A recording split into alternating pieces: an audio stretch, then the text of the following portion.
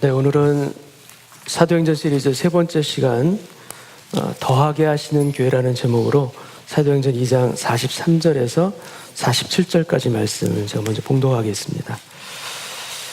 사람마다 두려워하는데 사도들로 말미암아 기사와 표적이 많이 나타나니 믿는 사람이 다 함께 있어 모든 물건을 서로 통용하고 또 재산과 소유를 팔아 각 사람의 필요를 따라 나눠주며 날마다 마음을 같이하여 성전에 모이기를 힘쓰고 집에서 떡을 떼며 기쁨과 순전한 마음으로 음식을 먹고 47절을 같이 읽겠습니다.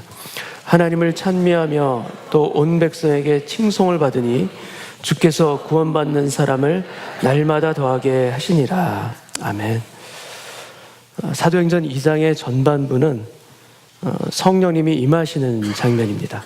그리고 2장의 후반부, 오늘 우리가 이 본문 말씀이죠. 이것은 초대 교회가 세워지는 장면으로 구성되어 있습니다. 그러니까 성령과 교회가 이 사도행전 2장인 전체의 키워드입니다. 근데 이 성령과 이 교회 이 사이에 중간에 긴 파트가 하나 더 있습니다. 그것이 무엇인가 하면 바로 사도 베드로의 긴 설교입니다. 그래서 2장을 전체적으로 보게 되면 성령, 설교, 교회 이 순서대로 구성되어 있는 것을 우리가 보게 됩니다. 베드로가 유대인들과 예루살렘에 사는 사람들아 내 말에 귀를 기울이라 그러면서 설교를 시작합니다. 요엘 선지자의 구약의 예언과 또 시편의 말씀을 인용하면서 설교를 시작합니다. 그가 하나님께서 정하신 뜻과, 여기서 그는 예수님이죠. 예수님께서 하나님께서 정하신 뜻과 미리 아신 대로 내준 바 되었거늘 너희가 법 없는 자들의 손을 빌려 못 박아 죽였으나 하나님께서 그를 사망의 고통에서 풀어 살리셨으니 이는 그가 사망에 매여 있을 수 없었음이라. 이 예수를 하나님이 살리신지라 우리가 다 이 일의 증인이로다. 하나님이 오른손으로 예수를 높이심에 그가 약속하신 성령을 아버지께 받아서 너희가 보고 듣는 이것을 부어주셨느니라. 그런즉 이스라엘 온 집은 확실히 알지니 너희가 십자가에 못 박은 이 예수를 하나님이 주와 그리스도가 되게 하셨느니라.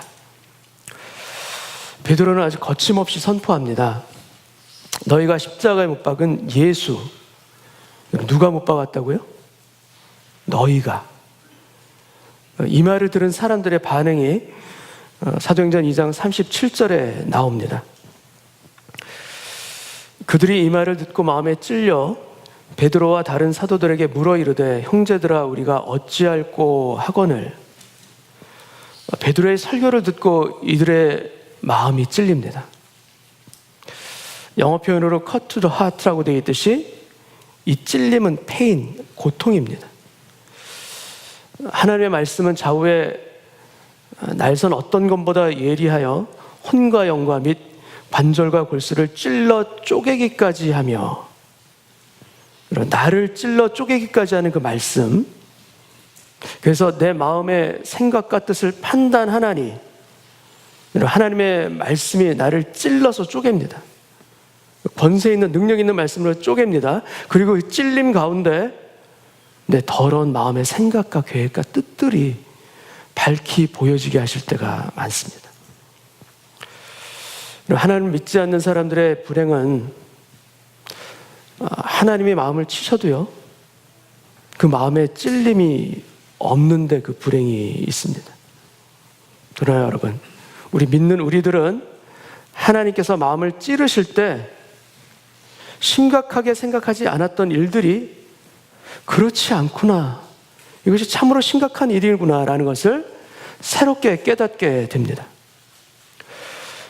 요즘 한국의 많은 교회들이 작년에 비해서 주일학교가 없어지거나 굉장히 약합니다. 저희 어렸을 적 생각을 해보게 되면 주일학교 분반 공부하는데 공간이 없어서 복도라든지 계단에서 이렇게 분반 공부를 했었던 기억들이 납니다. 근데 왜 불과 20-30년 사이에 이렇게 한국교회 안에서 주일학교가, 교육부서가 이렇게 급격하게 쇠락하는 일들이 일어났는가?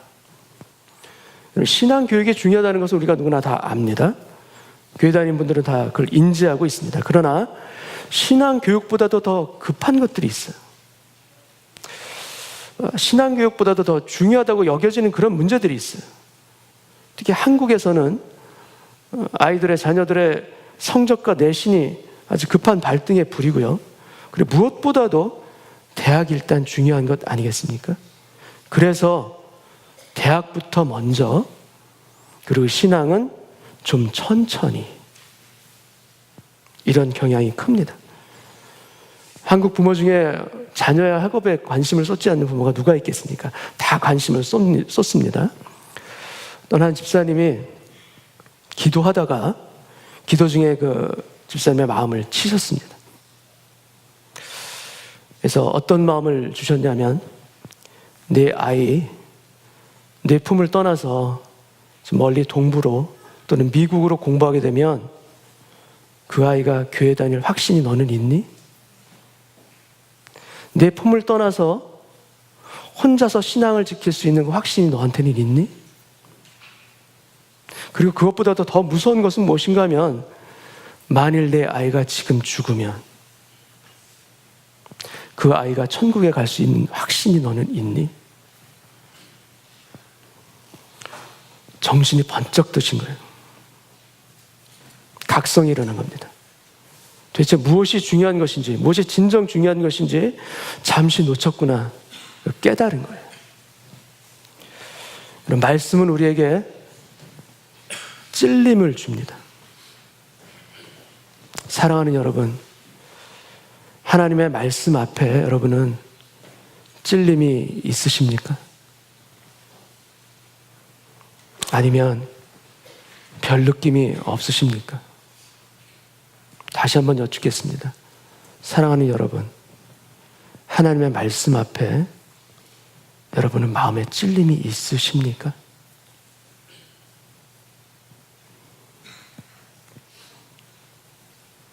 하나님이 우리의 마음을 치시는 것이, 그래서 찔림을 받는 것이, 그것이 은혜이고요, 그것이 우리의 복입니다. 예배 가운데 우리 마음에 찔림이 있다면 우리에게 성령님께서 임하시는 증거입니다. 성령님 우리에게 임하시고 우리의 잠자고 있는 심령을 깨우셔서 우리를 도우시고 있는 하나님의 은혜입니다.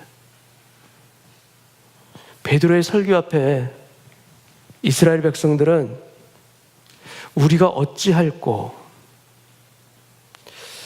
그들의 마음의 찔림을 넘어서서, 그 마음의 찔림을 넘어서 행동의 변화까지도 나타난 것을 우리는 보게 됩니다. 우리가 어찌할꼬 탄식하며 물어봅니다. 그 질문을 받고 사도 베드로는 바로 말씀을 선포하기 시작합니다. 38절 말씀을 제가 읽겠습니다. 베드로가 이르되 너희가 회개하여 각각 예수 그리스도의 이름으로 세례를 받고 죄사함을 받으라. 그리하면 성령의 선물을 받으리니. 회개하라. 그리고 예수의 이름으로 세례를 받으라. 사도행전에 처음으로 등장하는 예수의 이름으로라는 이 표현, 그리고 앞으로 계속해서 사도행전에서 예수의 이름의 권세가 나타나게 되는 이 예수 이름의 권세와 능력, 여러분, 예수의 이름으로 세례를 받으라, 예수의 이름으로 일어나 걸으라, 예수의 이름으로 담대히 말씀을 전하니라, 아니 예수의 이름 앞에 귀신들이 쫓겨나더라. 예수의 이름의 이 권세가 우리 가운데 있기를 원하고, 예수의 이름의 이 권세가 여러분의 가정 가운데도 임하시기를 원합니다. 여러분의 삶 가운데도 예수의 이름의 권세가 선포되어지고 누려지고 체험되어질 수 있는 그런 온 교인들이 되시기를 축원합니다. 예수의 이름으로 세례를 받고 죄사함을 받으라. 그리하면 성령의 선물을 받으리니. 39절을 읽겠습니다. 이 약속은 너희와 너희 자녀와, 이 약속은 너희와, 퍼스널하게 우리에게, 너희에게 주어지는 약속이고, 또 너희 자녀, 우리들의 자녀에게도 주시는 약속이고, 모든 먼데 사람, 땅끝까지 있는 만민에게 주시는 약속일 뿐만 아니라 곧 주 우리 하나님이 얼마든지 부르시는 자들에게 하신 것이라. 하나님이 부르시는 자, 교회의 헬라어가 에클레시아입니다. 이 에클레시아의 뜻이 무엇인가? 바로 부르심을 입은 자들이라는 뜻이에요. 교회는 부르심을 입은 자들이 모인 모임입니다. 하나님이 얼마든지 부르시는 자들에게도 동일하게 하신 이 약속이 우리 교회에도 임하는 약속임을 믿습니다. 40절 보겠습니다. 또 여러 말로 확증하며 권하여 이르되 너희가 이 패역한 세대에서 구원을 받으라 하니 41절 그 말을 받은 사람들은 세례를 받음에 이날에 신도의 수가 3,000이나 더하더라. 이 말을 듣고 세례를 받고 신도의 수가 3,000이나 더하더라. 이 장면은 많은 목사님들이 꿈에 그리는 장면이기도 합니다. 그죠? 아니, 도대체 어떻게 설교를 하셨길래 이렇게 한 번에 3,000명이 회심을 할 수가 있는가? 이 베드로의 능력 있는 이 설교 10분의 1, 100분의 1이라도 좋으니 은혜를 부어주옵소서. 저도 이 은혜를 구하고 싶습니다. 많은 목사님들이 동일할 것입니다. 네, 여러분, 이 3,000명을 회심케 한 것은 베드로의 설교가 아니에요. 무엇이 이들을 회심케 하는가? 그것은 성령이 역사하신 복음의 능력입니다. 복음의 능력이 임한 것입니다. 여러분, 성령이 역사하시면 방언을 하는 무리들을 찾아와서 이 어찌 된 일이냐 호기심에 찾아왔던 그들이 어떻게 변하는가? 우리가 어찌할꼬? 그 마음에 찔림을 얻어 회개하고 세례를 받고 하나님의 자녀로 바뀌어집니다. 여러분, 진정 구해야 될 것은 무엇인가? 여러분, 능력 있는 입술의 설교 이전에 성령님인 줄로 믿습니다. 우리가 진정 구해야 될 것은 우리가 교회 부흥을 위해서 또 진정 구해야 할 것도 성도 외적인 숫자가 아니라 예배 가운데 함께 하시는 성령님의 역사인 줄로 믿습니다. 우리 가운데 성령님 임하여 주옵소서. 각 사람의 심령 가운데 임하여 주옵소서. 이렇게 우리가 진정 성령을 사모하며 구할 때 초대교회에 임한 놀라운 기적과 은혜와 축복과 부흥의 역사가 우리에게도 동일하게 따라서 나타나리라. 초대교회, 특별히 최초의 교회인 이 예루살렘 교회는 우리가 기존에 생각하고 있는 교회에 대한 어떤 기존 생각들을 벗어나는 아주 놀라운 그런 특징을 가지고 있습니다. 초대교회 하면 우리가 가지고 있는 여러 가지 이미지들과 그런 모습들이 있죠. 근데 많이 다른 부분이 또 있습니다. 예루살렘 교회는 도심 안에 있는 도시교회입니다. 한적한 전원이나 시골에 있는 교회가 아니에요. 이스라엘의 최대 도시, 아니 수도인 예루살렘 도시 한복판에 있는 교회가 이 초대교회 예루살렘 교회입니다. 그리고 놀랍게도 이 교회는 작은 교회가 아닙니다. 대형 교회입니다. 성도의 수가 최소 3,000명 이상인 대형 교회예요.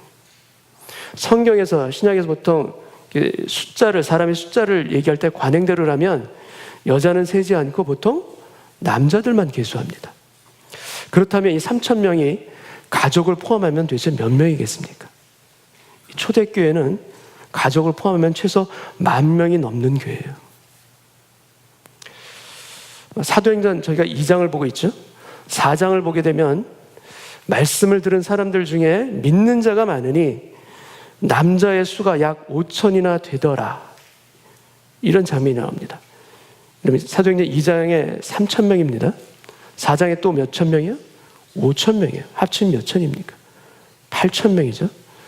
4인 가족을 기준으로 했을 때 이 성도의 수가 몇 명입니까? 3만이 넘어요. 여러분, 요즘 같은 시대를 따져보더라도 그냥 대형교회가 아니라 이것은 메가처치의 규모입니다. 예루살렘 교회는 또 전임 목회자가 12명이나 되는 교회입니다. 거기에는 목사, 전도사, 강도사 이런 구분이 없이 사도 12명이 다 담임 목회자들이에요. 그리고 나중에 행정을 담당하는 7명의 집사까지도 선출하게 됩니다. 그래서 아마 물론 더 많았겠지만 최소 19명의 전임 스텝을 가지고 있는 대형 교회예요. 성도 수도 엄청 많고요. 많은 스텝과 조직을 갖춘 교회가 오히려 이 초대교회예요. 그리고 예루살렘 교회의 가장 놀라운 특징 중 하나는 무엇인가 하면 아주 짧은 시간 안에 폭발적으로 일어난 부흥을 이룬 교회입니다. 서서히 시간을 가지고 그 부흥해 간 교회가 아니라요, 아주 짧은 시간 안에 급성장한 교회가 예루살렘 교회예요. 하나님은 초대교회를 이러한 방법으로 세우셨어요. 왜 이런 방법으로 초대교회를 세우셨는가? 그러면 교회는 하나님이 세우십니다. 교회는 사람이 모인 모임이기도 하지만 실제 그 교회를 이루시는 분은 하나님이세요. 그래서 하나님이 하셨다라는 것을 인정하지 않을 수 없는 방법으로 하나님은 초대교회를 세우신 것입니다. 여러분, 초대교회도 그러하지만 교회는 하나님이 세우심을 믿습니다. 아니, 우리 은혜로 교회도 하나님이 세우신 교회입니다. 하나님 직접 역사하시는 교회입니다. 이것을 믿는 교회, 이것을 믿는 성도, 여러분, 하나님이 지키시고 인도하시는 길로 그 성도와 교회가 함께 가게 될 줄로 믿습니다.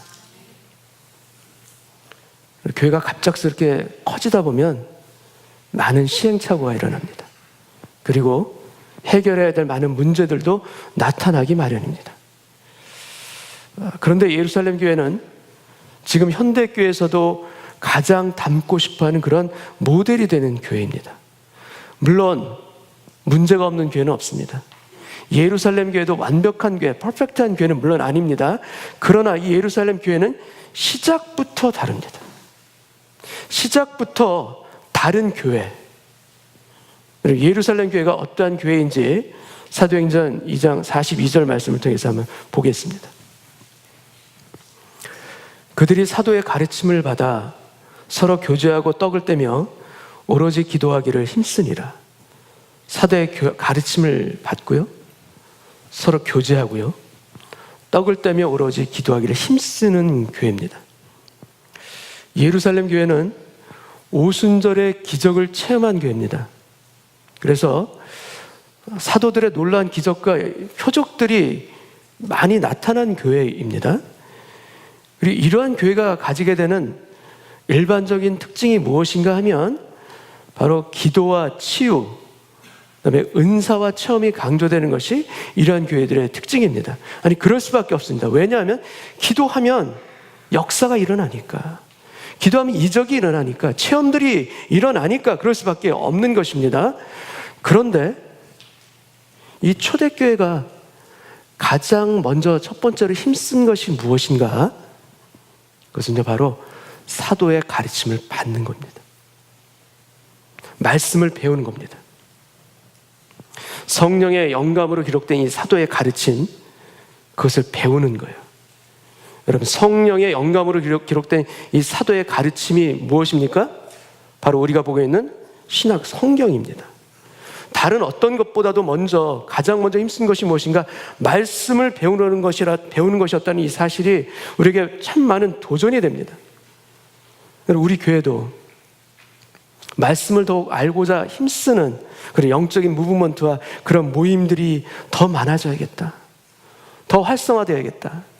우리가 장소적인 제약이 있는 건 물론 맞지만 그럼에도 불구하고 말씀을 읽고 배우고 서로 쉐어하고 나눌 수 있는 그런 모임들이 우리 가운데 더 많아져야겠다라는 것이 제가 이 신약교회, 초대교회를 보면서 가지게 된 하나의 도전이기도 합니다. 두 번째는 무엇인가? 성도의 교제입니다. 코이노니아로 표현되는 이 교제는 인간적인 사귐이나 그런 교제와는 다릅니다. 신앙이라는 이 공통 분모 위에 세워지는 영적인 관계들입니다. 영적인 교제를 나누는 성도의 이 펠로우십이 여러분 사실 교회의 본질 중에 본질입니다. 현대사회는 시간이 갈수록 개인 중심이 됩니다. 여러분 다들 느끼시죠? 그래서 밥을 먹어도 어떻게 먹습니까? 밥을 먹어도 혼자 먹어요. 그리고 예전에는 안 그랬지만 요즘엔 술을 마셔도 혼자 마시는 사람들이 많습니다.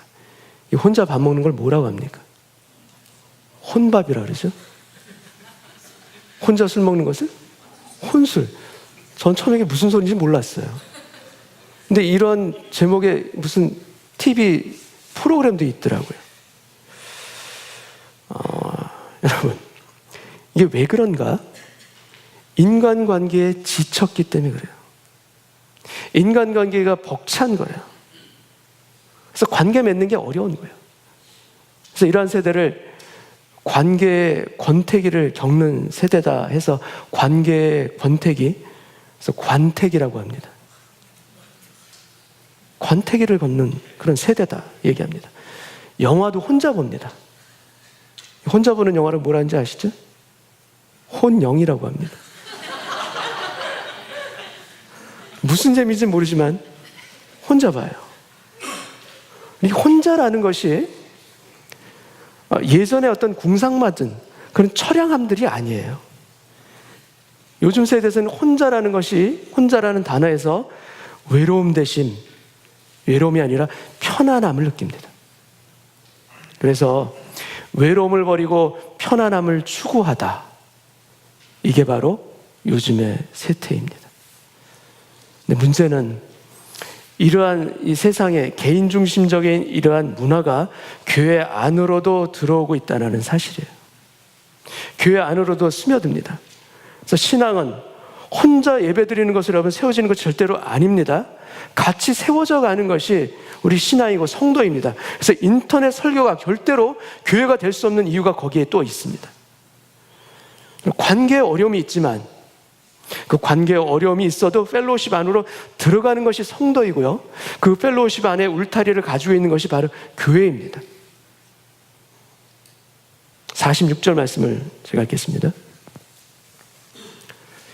날마다 마음을 같이하여 성전에 모이기를 힘쓰고 집에서 떡을 떼며 기쁨과 순전한 마음으로 음식을 먹고. 초대교회는 모이기를 힘쓴 교회입니다. 두 군데 모였음을 보여줍니다. 하나는 대교회로서 성전에서 모였고요. 다른 한 곳은 작은 교회로서 집에서 모여 떡을 떼며 교제를 한 것입니다. 셀이나 가정교회, 또 속회와 같은 이 이름의 소그룹 운동의 성경적인 근거가 되는 구절이 바로 이 구절이기도 합니다. 진정한 오순절의 기적은 무엇인가 하면요, 세리와 창기가 한 공간에서 예배하는 것입니다. 이게 오히려 진정한 기적입니다. 신분의 차이가 있습니다. 종이 있고 주인이 있습니다. 근데 같이 예배드립니다. 남녀가 유별한 시대입니다. 우리가 상상할 수 없는 남녀의 차이가 있습니다. 그런데 한 교회 안에서 같이 떡을 떼며 교제하며 예배를 드립니다. 생각이 다릅니다. 배경이 다릅니다. 우리가 다른 배경과는 비교할 수 없을 정도로 그렇게 다른 사람들입니다. 그런데 하나 될 수 있는 것이에요. 무엇 때문에? 하나를 믿는 신앙 하나, 그 하나가 있기 때문에 가능한 것입니다. 여러분, 초대교회 오순절의 기적은 성령이 임하는 것도 기적이지만 모든 차이와 차별을 극복하며 하나 될 수 있게 하신 것, 그것을 교회라는 걸 통해서 우리에게 선물로 주신 것이 가장 진정한 기적 중의 기적인 줄로 믿습니다. 그렇게 하나 될 때 세상 사람들의 칭송을 받게 하셨습니다. 그리고 그렇게 하나 될 때 그로 인해서 구원의 역사가 날마다 더해졌던 것입니다. 47절 말씀을 읽겠습니다. 하나님을 찬미하며 또 온 백성에게 칭송을 받으니 주께서 구원받는 사람을 날마다 더하게 하시니라. 여러분, 구원받는 사람을 날마다 더하게 하십니다. 초대교회는 어떤 교회인가? 날마다 더하게 하시는 교회입니다. 여러분, 무엇을 더하게 하시는가? 수적으로도 부흥만이 아닙니다. 날마다 은혜를 더하게 하신 교회고요, 날마다 체험을 더하게 하셨고요, 날마다 사랑이 쌓여져 가게 하셨던 교회고요, 날마다 그 안에서 놀라운 간증들이 일어났던 교회, 바로 초대교회의 역사가 우리 교회에도, 아니 우리의 작은 공동체 셀에도 있게 하여 주옵소서. 날마다 더하게 하시니라. 누가 하십니까? 주께서 하십니다. 주께서 더하게 하시니라. 우리의 은혜로 교회가, 아니 우리의 작은 셀마다 주께서 더하시는 놀라운 기적이 임하는 오순절의 교회와 같은 능력이 있는 교회 되시기를 주님의 이름으로 축원합니다. 이번에 던칸으로 단기 선교를 다녀왔습니다. 총 16명이 다녀온 은혜롭게 저희 첫 선교팀입니다. 2박 3일의 짧은 일정이었지만 참 많은 일을 하고 왔습니다. 그때 날씨도 좋지 않았고요. 비도 내렸습니다. 근데 참 쉬지 않고 봉사를 했던 그런 선교팀입니다. 제가 조용한 선교사님과 이제 나중에 통화를 했습니다. 근데 통화를 하는데 정말 은혜롭게 선교팀이 궂은 날씨에도 불구하고 너무 열심히 일을 하고 돌아갔다는 거예요. 정말 일만 하고 돌아갔다는 거예요. 그래서 너무나도 좋았다는 거예요. 감사했다는 거예요. 그렇게 쉬지 않고 일을 했으니까 피곤해야 정상이죠. 그죠? 뭔가 지쳐야 정상이죠. 그런데 16분, 다녀온 16분 모두 너무너무 행복해합니다. 다시 또 갖고 싶다고 그렇게 지금도 노래하고 계십니다. 여러분 16분 중에서 단기 선교가 처음인 분들이 대부분이에요. 아니 교회를 처음 다녀서 보신 분들도 몇 분 같이 포함돼서 이 선교팀을 가셨어요. 아니 그리고 우리 교회 분들이 아닌 2분도 같이 가신 선교팀이에요. 너무나도 다릅니다. 배경도 다르고 생각도 다르고 여러 가지가 다 다릅니다. 그런데 이번 선교팀, 저는 이런 표현이 맞을 것 같습니다. 천국을 맛본 선교팀. 여러분, 천국을 맛봅니다. 이것이 어떻게 가능한가? 여러분, 다른 어떤 이유가 아닙니다. 다른 어떤 이유보다도 서로 배려하고 서로 격려하고 주 안에서 하나 된 거예요. 여러분, 하나 되면 기쁩니다. 하나 되면 성령께서 은혜를 날마다 더하게 하십니다. 하나 되면 하나님의 역사가 일어나게 될 줄 믿습니다. 하나됨의 그 비결이 있는 것입니다. 여러분, 우리의 공동체가 주 안에서 하나 될 수 있는, 그래서 기쁨이 넘치는 그런 공동체 되시기를 주님의 이름으로 진정 축복하며 축원합니다. 여러분, 교회는 무엇인가? 교회는 무엇인가? 이 주제는요, 우리가 누구인가라는 것과 같은 주제입니다. 내가 누구인가?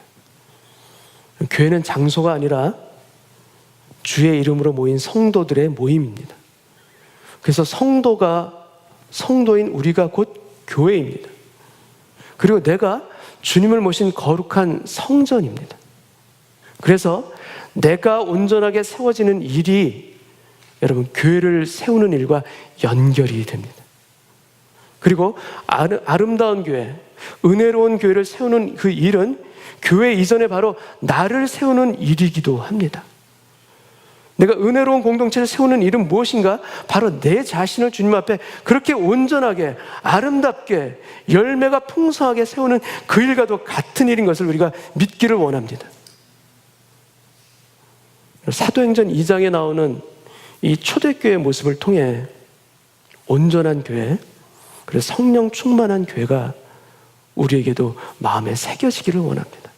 마지막으로 도표를 통해서 한번 정리를 해보겠습니다. 성령 충만한 교회는 말씀을 배우는 러닝 처치입니다. 그리고 서로를 배려하고 사랑하고 세워지는 러빙 처치입니다. 그리고 살아있는 예배에 감동이 있는 워시핑 처치고요. 그리고 구원받는 사람이 날마다 더하게 하시는 복음을 전하는 에반젤리스틱 처치입니다.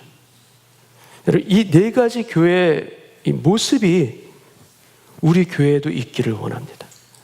아니, 이 네 가지 이 교회의 모습은 교회만이 아니라 우리 믿음 생활하는 성도 각 개인에게도 동일하게 있기를 원합니다. 그리고 이 네 가지 교회의 이 모습은 관계를 통해서 드러나게 되는데, 여러분, 러닝 처치는 바로 말씀과의 관계, 이것이 드러납니다. 우리가 말씀을 얼마나 사모하고 관계를 가지고 있는가. 러빙 처치는 다른 지체와의 펠로우십 관계를 우리가 얼마나 가지고 있는가. 그리고 예배하는 교회는 바로 하나님과의 그 관계 가운데 우리가 얼마나 견고하게 서 있는가. 우리 전도하는 교회는 믿지 않는 그 영혼에 대해서 하나님의 그 아픔과 눈물을 가지고 우리도 동일하게 그 영혼들을 바라보고 있는 관계 가운데 있는가. 다 관계입니다. 이 관계가 우리 교회도 균형 있게 자리 잡기를 원하고요. 우리 성도님들 각 개인에게도 이 네 가지가 다 함께 있기를 원합니다. 이 네 가지가 균형하게 자리 잡고 있을 때 여러분, 우리는 성장하게 될 줄 믿습니다. 아이들은 성장합니다. 어떻게 성장하는가? 아이들은 건강하면 성장하게 되어 있습니다. 병이 없이 건강하면 성장하는 것은요, 아이들뿐만 아니라 교회도 마찬가지입니다. 어떤 좋은 프로그램과 환경에 달려있는 것이 아니라 교회의 부흥과 성장은 바로 교회의 건강에 달려있음을 믿습니다. 우리가 얼마나 더 건강한 교회로서 날마다 거듭나기를 사모하고 힘쓰고 있는가, 거기에 우리의 교회의 영적인 부흥도 함께 부어지게 될 줄로 믿습니다. 이민교회 성도는요, 우리가 주변에서 많이 경험하기도 하지만 교회에 대한 아픔이 있는 경우가 참 많습니다. 교회에 대한 상처가 있어요.